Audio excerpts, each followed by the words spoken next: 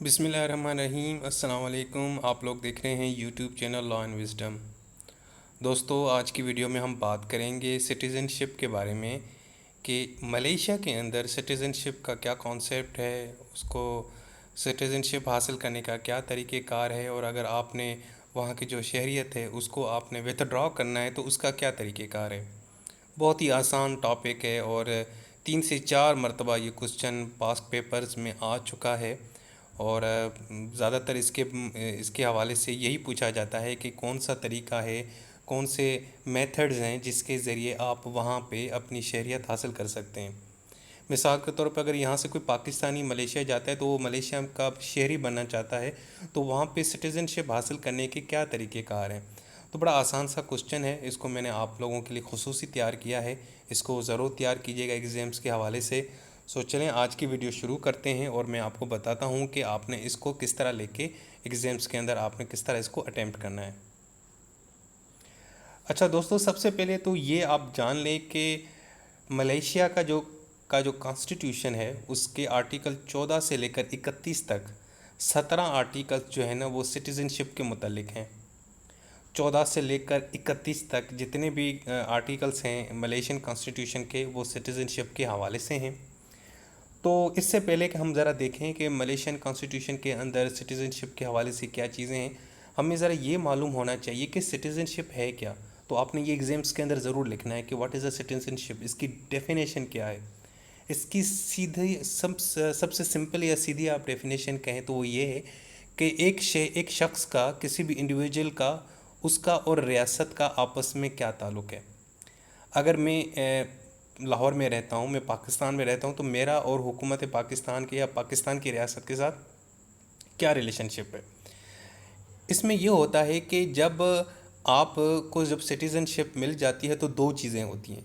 एक चीज़ तो ये होती है कि आप रियासत के लॉयल हो जाते हैं, उसकी फरमाबरदारी और आपने उसकी हर बात मानी है, और उसके बदले में रियासत आपको क्या देगी, प्रोटेक्शन देगी। तो और उसके साथ साथ आपके ऊपर कुछ कंडीशंस होंगी कि आपने ये काम करने हैं और ये काम नहीं करने हैं। इन सारी चीज़ों को हम बोलते हैं सिटीज़नशिप। तो citizenship basically it is a relationship between an individual and state, जहाँ पे आप रहते हैं।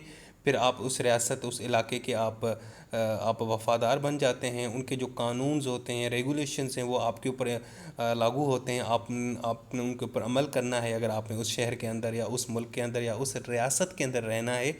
और उसके बदले में रियासत आपको क्या देगी, आपको प्रोटेक्शन देगी। तो इस हवाले से एक बड़ी कन्फ्यूजन आती है। अक्सर बच्चे मेरे से पूछते हैं कि सर फिर सिटीज़नशिप और नेशनलिटी में क्या फ़र्क है।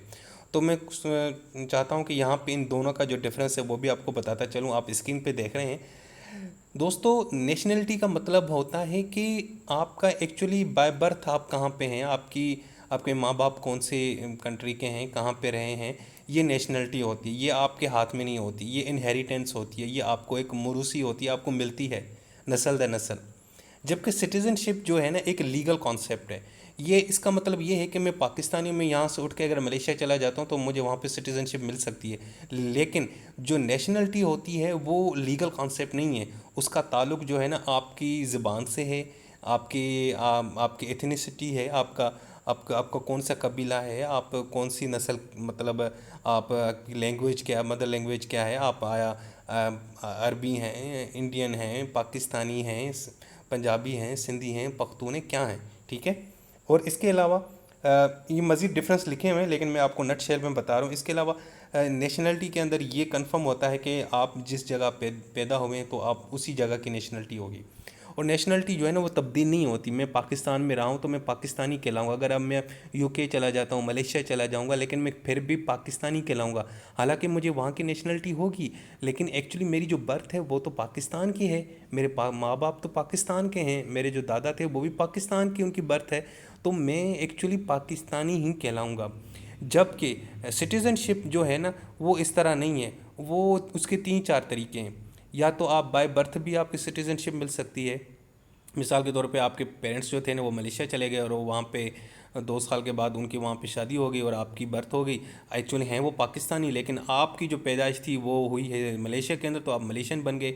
इनहेरिटेंस आपके मतलब नस्ल दर नस्ल चलते आ रहे हैं, ये भी है। मैरिज कर ली, वहाँ पे किसी के साथ शादी कर ली आपने, या एक नेचुरलाइजेशन का एक प्रोसेस है, अगर उसके ज़रिए भी आप वहाँ पे बन सकते हैं। तो सिटीज़नशिप हासिल करने के 3-4 तरीके हैं, लेकिन नेशनलिटी आपको बाय बर्थ ही मिलती है, इनहेरिटेंस होती है, ये आपके कंट्रोल में नहीं होती। और दूसरा, नेशनलिटी कभी भी तब्दील नहीं होती, लेकिन सिटीज़नशिप तब्दील हो जाती है। मैं मलेशिया की मुझे सिटीज़नशिप मिली और मैं उसको तर्क कर दूं और मैं जाके इंडोनेशिया की सिटीज़नशिप ले लूं, ये बिल्कुल हो सकता है। अब एग्जांपल देते हैं, मिसाल के तौर पे एक अर्मेनियन है, अर्मेनिया का एक बंदा है, ठीक है, वो यूनाइटेड किंगडम में, यूके के अंदर, ब्रिटेन के अंदर रहता है, लेकिन है वो अर्मेनियन बॉन्ड्स, वो जो नस्ल है वो अर्मेनियन नस्ल का बंदा है। इसी तरीके से अगर सिटीज़नशिप है, सिटीज़नशिप में ये है कि आप हैं इंडियन, लेकिन आपने जाके ना यूएस सिटीज़नशिप हासिल की हुई है, जिसको हम बोलते हैं ड्यूअल नेशनलिटी। देखें ना, कुछ पाकिस्तानी लोग यहाँ पे भी तो हैं ना दोस्तों, कि वो यूके में जाके, यूएसए के जाके उन्होंने सिटीज़नशिप ली होती है, वहाँ पे भी रहते हैं, यहाँ पे भी रहते हैं। और आपको तो पता है कि हमारे यहाँ आजकल ड्यूअल नेशनलिज्म और नेशनलिटी के हवाले से, ड्यूअल सिटीज़नशिप के हवाले से कवानीन भी बन रहे हैं। और ये हुकूमत तो ये एक इस तरह का कानून बनाने की कोशिश भी करी, उसके ऊपर काम भी चल रहा है कि किसी तरीके से जो बाहर के पाकिस्तानी हैं, जो ड्यूअल नेशनल हैं, जो यूके के अंदर, यूएसए के अंदर रहते हैं, कनाडा के अंदर रहते हैं, वो भी आके यहाँ पे कंटेस्ट करें। ठीक है, अब पहले तो ये था ना कानून कि आपने वहाँ की नेशनलिटी छोड़ के यहाँ पे आके काम करना है, लेकिन अब वो कह रहे हैं कि नहीं, आपको भी मतलब अगर आपने यहाँ पे भी इलेक्शन लड़ सकते हैं। सो अगर इलेक्शन जीत गए तो फिर आपको सिटीजनशिप वहाँ की छोड़नी पड़ेगी, अगर नहीं जीते तो चले जाएं जी। तो बहरहाल ये अलग चीज़ होगी। तो ये नेशनलिटी और सिटीज़नशिप का भी मैंने आपको डिफरेंस बता दिया, मुझे उम्मीद है कि ये आपको क्लियर हो जाएगा।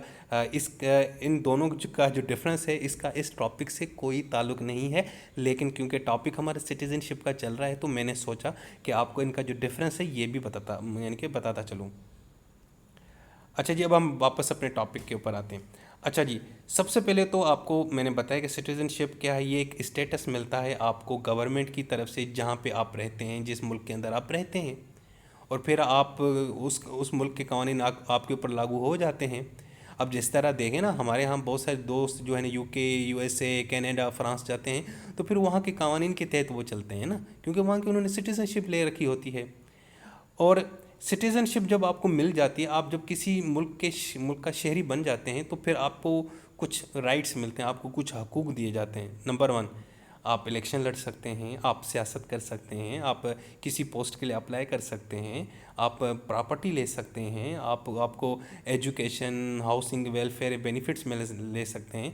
देखिए, मैं पाकिस्तानी सिटीज़न हूँ, तो वैक्सीनेशन आजकल फ्री में लग रही है, तो हुकूमत की तरफ से तो मैं लगवा रहा हूँ ना, क्योंकि मैं पाकिस्तान का सिटीज़न हूँ, ये मेरा राइट बनता है। मैं यहाँ इलेक्शन लड़ सकता हूँ, मैं यहाँ पे प्रॉपर्टी ले सकता हूँ, मैं यहाँ पे पॉलिटिक्स कर सकता हूँ, मैं फ्रीडम है मुझे कहीं पे भी पूरे मुल्क के अंदर घूमूँ फिरूँ, चाहे मैं पंजाब में घूमूँ, पंजाब में रहूँ, या सिंध में जाऊँ, या अपना केपी में जाऊँ, या बलूचिस्तान चला जाऊँ, तो मेरी आज़ाद है।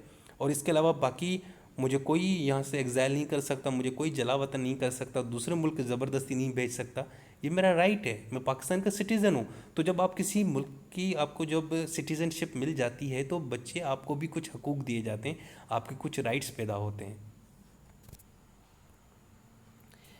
और उसके बदले में रियासत फिर आपको कुछ कहती है कि जी देखो बच्चों, हम आप लोगों को यार ये चीज़ें दे रहे हैं, ये फैसिलिटीज़ दे रहे हैं, अब आपको भी ना हमारा कुछ काम करना है। ठीक है, अब हमें यहाँ का जो मुल्क है, यहाँ की जो रियासत है, वो हमें कुछ राइट्स देती है, कारोबार करने का, घूमने फिरने का, सियासत करने का, लेकिन उसके बदले वो हमसे कुछ चीज़ें मांगती है। वो क्या चीज़ें मांगती हैं, देखें। नंबर 1, पहले तो आपने नेशनल सर्विस देना है। अगर मिसाल के तौर पे कोई अगर आप आर्मी में आएँ तो आर्मी में ज्वाइन करें, पुलिस का डिपार्टमेंट ज्वाइन करें। अगर खुदा न खास्ता कोई जंग छिड़ती है, इमरजेंसी की सूरत है, तो आपने आर्मी के अंदर रिक्रूट होना है। इसके अलावा आपने मुल्क का जो कवानीन है, जो सिस्टम है, उसको फॉलो करना है, सिस्टम की मदद करना है, और मुल्क की प्रोडक्शन के अंदर, उसकी तरक्की के अंदर आपने पार्टिसिपेट करना है, अपना हिस्सा देना है। और इसके अलावा जो नेशनल प्रोग्राम्स होते हैं और इवेंट्स होते हैं, जैसे इंडिपेंडेंस डे हो जाती है, दूसरे डेज़ होते हैं, डिफेंस डे, ये अगर उनमें आपने पार्टिसिपेट करना है, और आपने कोई ऐसा काम नहीं करना जिससे मुल्क और उसकी जो नेशनल इंटीग्रिटी या नेशनल सिक्योरिटी का मामला बन जाए। आपने हमेशा इस मुल्क के कवानीन को प्रोमोट करना है, इसकी पॉजिटिव चीज़ों को प्रोमोट करना है, और उसकी प्रोडक्शन के अंदर अपना जो है ना रोल प्ले करना है, ताकि ये मुल्क तरक्की करे। सो दोस्तों, ये चीज़ें आपको क्लियर हो गई कि जब आपको सिटीज़नशिप मिल जाती है तो फिर आपको कुछ चीज़ें मिलती हैं, आपके राइट्स बन जाते हैं, और उसके बदले में फिर रियासत आपसे ये चीज़ डिमांड करती है। ये गिव एंड टेक वाला सिस्टम है। अच्छा जी, अब आते हैं मलेशियन कॉन्स्टिट्यूशन के अंदर जो सिटीज़नशिप है उसको हासिल करने के क्या तरीक़ेकार हैं। दोस्तों, अगर आप जाके मुख्तलिफ जो सीरीज़ हैं आपने देखी होंगी, गाइड्स पढ़ी हैं, जैसे एन सीरीज़ है ये वगैरह, वहाँ पे उन्होंने पूरा का पूरा कॉन्स्टिट्यूशन ही छाप दिया है। अब वो कॉन्स्टिट्यूशन याद करना, उसकी लैंग्वेज याद करना मलेशियन कॉन्सेप्ट की, ये इम्पॉसिबल है। आप एग्ज़ाम्स में किस तरह लिखेंगे। तो मैंने बड़ी कोशिश से ये चीज़ें कुछ सर्च आउट की हैं आप लोगों के लिए, ताकि आपके लिए एक ईजी हो जाए कि आपने लिखना क्या है। तो सबसे पहले जो आपको एक तरीका है सिटीज़नशिप हासिल करने का मलेशिया के अंदर, वो पहला तरीका ये है कि आपकी बर्थ प्लेस, यानी कि आप पैदा ही उसी जगह पे हों। आपकी मदर और फादर कौन हैं, कहाँ से हैं, ये कोई नहीं जानता। अगर आपकी पैदाइश मलेशिया के अंदर हुई है तो आप मलेशियन कहलाएंगे, आप मलेशिया के यानी कि सिटीज़न बन जाएंगे।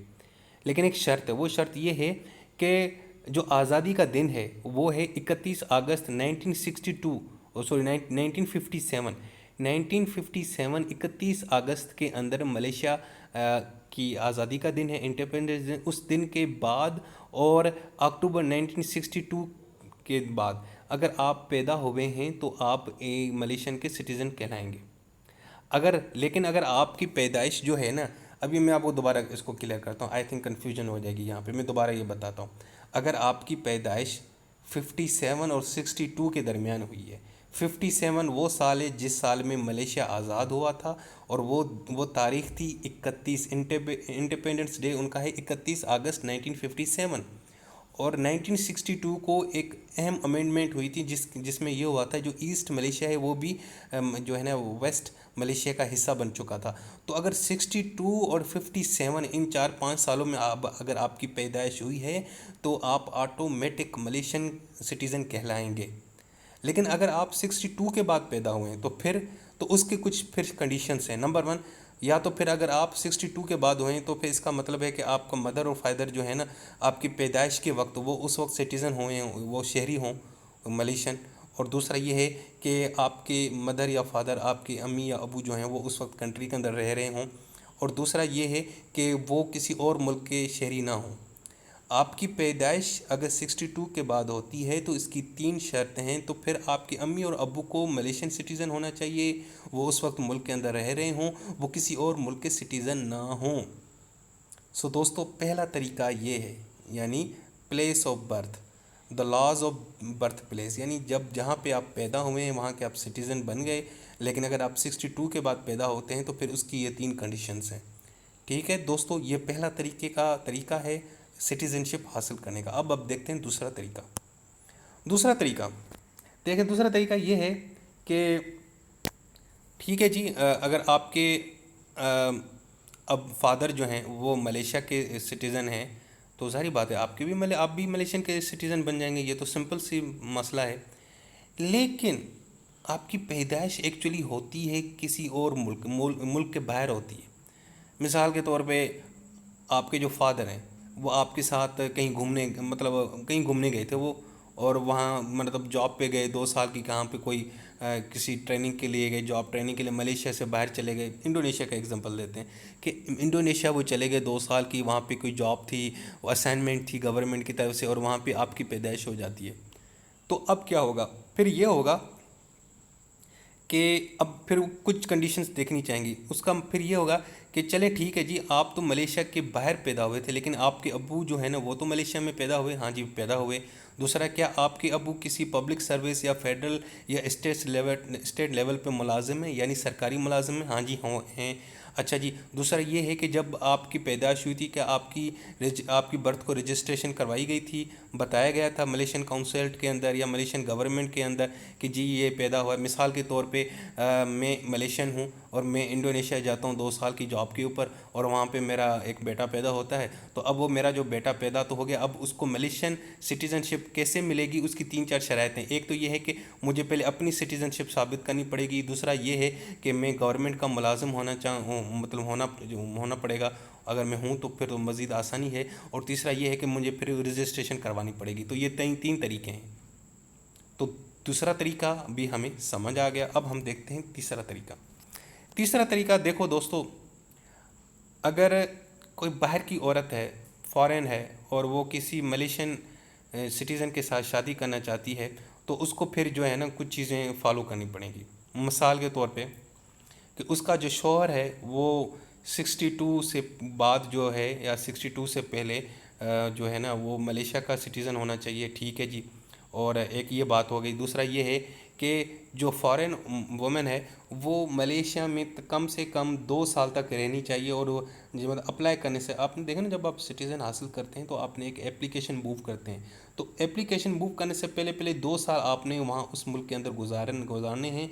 और आप वहाँ पे रह रही हैं इस इंटेंशन के साथ कि जी मैं यहाँ पे हमेशा रहूँगी और अच्छा कंडक्ट है, आप कोई गलत काम नहीं करते, आप चोरी नहीं करते, आप क्राइम नहीं करते, लॉस को नहीं तोड़ते, तो फिर ऑटोमेटिकली आपको भी सिटीज़नशिप मिल जाएगी। तो ये है शादी का तरीक़ेकार। ऐसे बहुत सारी औरतें होती हैं जो मलेशियन लोगों के साथ शादियां करती हैं, बाहर से जॉब करने आती हैं और उनके साथ शादी कर लेती हैं, तो फिर उसकी उनको सिटीज़नशिप उसी सूरत में मिल सकती है कि जो उनका जो शौहर है वो भी सिटीज़न हो वहाँ का, और आप वहाँ पे फेडरेशन के अंदर यानी मलेशिया के अंदर 2 साल तक आपने वक्त गुजारा हो और आपका आपका कंडक्ट बहुत अच्छा हो, आपने कोई क्राइम ना किया हो, किसी लॉस को ब्रेक नहीं किया हो, तो आपको फिर आसानी से वहाँ पे सिटीज़नशिप मिल जाती है। तो दोस्तों ये है तीसरा तरीका। अब देखते हैं चौथा तरीका जी। आर्टिकल 19 ये एक इंटरेस्टिंग है। इसमें क्या है कि दोस्तों जो मलेशिया की जो गवर्नमेंट है वो आपको, अगर आप बाहर से हैं, आप मलेशिया के अंदर आ जाते हैं और आपको मलेशियन की आपकी सिटीज़नशिप चाहिए, तो वो फिर आपको देते हैं, लेकिन फिर शराइत रखते हैं। नंबर 1, एक तो आपकी उम्र जो है ना 21 साल से ऊपर होनी चाहिए या 21 साल की होनी चाहिए, एक ये। दूसरा ये आप कम से कम 10 से 12 साल आपने वक्त गुजारा हो मलेशिया के अंदर। दूसरा ये है आपकी इंटेंशन है कि यार मैं परमानेंट यहाँ पे रहूँगा, मैंने छोड़ के नहीं जाना मलेशिया को। दूसरा आपका कंडक्ट बहुत अच्छा है, आपका आपका जो किरदार है, आपकी जो एक्शन है, आप लॉ को ब्रेक नहीं करते, चोरियाँ नहीं करते, क्राइम नहीं करते, मर्डर नहीं करते। और दूसरा आपको जो मलय लैंग्वेज है उसकी सफिशिएंट नॉलेज है। अगर ये 5 चीज़ें आपके पास हैं तो दोस्त फिर आपको मलेशिया की जो सिटीज़नशिप है उसको हासिल करने से कोई नहीं रोक सकता। उसमें जो सबसे मुश्किल है वो ये है, आपने कम से कम 10 से 12 साल आपने वहाँ पे गुजारने हैं, उसके बाद फिर आपने एप्लीकेशन के लिए फ़ॉलो करना है। सो दोस्तों ये तो तरीके थे, 4 तरीके मैंने आपको बताए कि आपने सिटीज़नशिप हासिल करने का क्या तरीका। एक तो नेचुरल, मतलब जहाँ पे आपकी पैदाइश हुई, उसके बाद आपके अब्बू का क्या स्टेटस है, फादर का क्या स्टेटस है, उसके बाद आपकी शादी का तरीका भी मौजूद है, और एक नेचुरलाइजेशन का भी तरीका है। यानी कि अगर आप मलेशिया में सिटीज़नशिप हासिल करना चाहते हैं तो फिर ये कुछ कंडीशन है, इनको कंप्लीट करें एंड एंजॉय करें मलेशियन सिटीज़नशिप।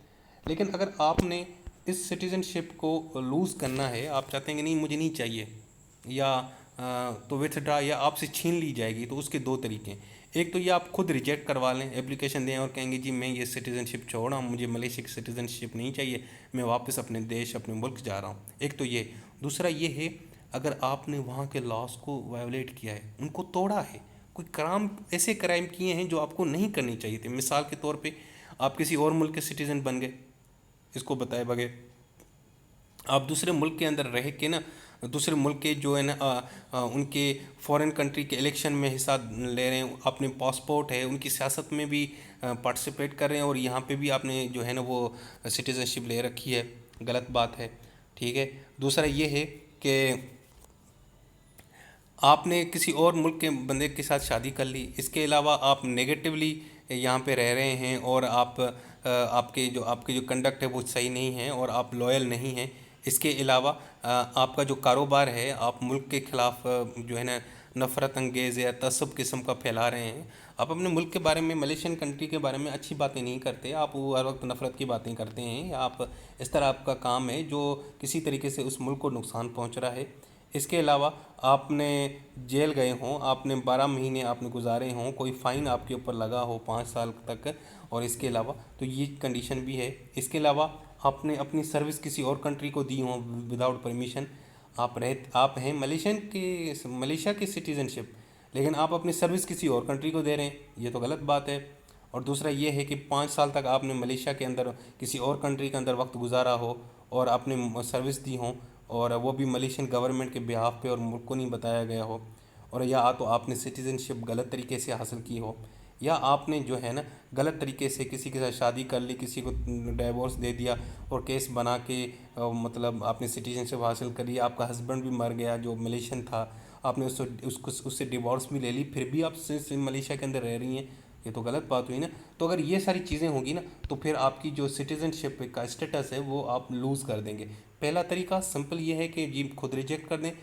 दूसरा तरीका ये है कि ये कवानीन अगर आप तोड़ेंगे, मसलन अगर आप किसी और मुल्क के रहते हैं, किसी और मुल्क के लोगों को वहाँ के इलेक्शन के अंदर पार्टिसिपेट करते हैं, ठीक है, इसके अलावा जो है ना अपने मुल्क के साथ लॉयल नहीं है, आपकी एक्टिविटीज़ अच्छी नहीं है, मलेशिया को नुकसान पहुंचा रही हैं, इसके अलावा अगर आपको जेल हुई है, आपने आपने फ़ाइन पे किया है किसी भी क्राइम के अंदर, इसके अलावा आप किसी और कंट्री को सर्विस दे रही हैं विदाउट परमिशन, आप 5 साल जो है ना दूसरे मुल्क में रह रही हैं और वहाँ पे अपना जो है ना किसी को बताया नहीं है, और आपने यह सिटीजनशिप गलत तरीके से हासिल की है, या फिर आपका जो स्टेटस है, आपने जिस बंदे से शादी की थी मलेशियन से, या तो वो मर गया है बेचारा, या तो उसकी डिवोर्स हो गई है, लेकिन उसके बाद फिर भी आप जो है ना मलेशियन सिटीजनशिप को एंजॉय कर रही हैं, तो ये बिल्कुल गलत है और आपकी जो सिटीजनशिप है वो आपसे छीन ली जाएगी।